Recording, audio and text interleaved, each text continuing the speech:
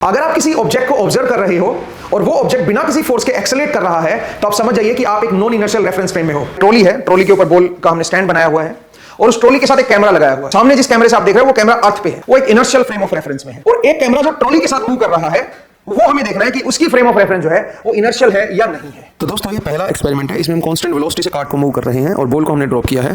तो आप देख सकते हो कि दोनों कैमरे से ट्रेजेक्टरी अलग अलग नजर आई है। लेकिन अगर यहाँ पे एक्सेलरेशन की बात करें तो दोनों ही कैमरे से जो एक्सेलरेशन नजर आएगी वो डाउनवर्ड एक्सेलरेशन होगी जी। अगर आप फ्रंट कैमरे से देखोगे तो फ्रंट कैमरे से एक हॉरिजॉन्टल वेलोसिटी कंपोनेंट नजर आएगा आपको, बट एक्सेलरेशन डाउनवर्ड ही नजर आएगी। इसका मतलब इस केस में जो कार्ट वाला कैमरा है वो एक इनर्शियल फ्रेम ऑफ रेफरेंस में है। अब अगले एक्सपेरिमेंट की तरफ बढ़ते हैं। यहाँ पे हम एक्सेलरेट कर रहे हैं कार्ट को, तो जब हम एक्सेलरेट कर रहे हैं तो जो ट्रेजेक्टरी है वो दोनों की डिफरेंट है। जो फ्रंट कैमरा है उसमें केवल डाउनवर्ड एक्सेलरेशन नजर आ रही है और जो कैमरा कार्ट पे लगा हुआ है उसको दो एक्सेलरेशन नजर आ रही है, एक डाउनवर्ड और एक बैकवर्ड एक्सेलरेशन यहाँ पे नजर आएगी। इसका मतलब एक्सेलरेशन डिफरेंट होगी कार्ट वाले कैमरे से। कैमरा है जो कार्ट पे लगा हुआ है वो इस बार नॉन इनर्शियल रेफरेंस फ्रेम में है।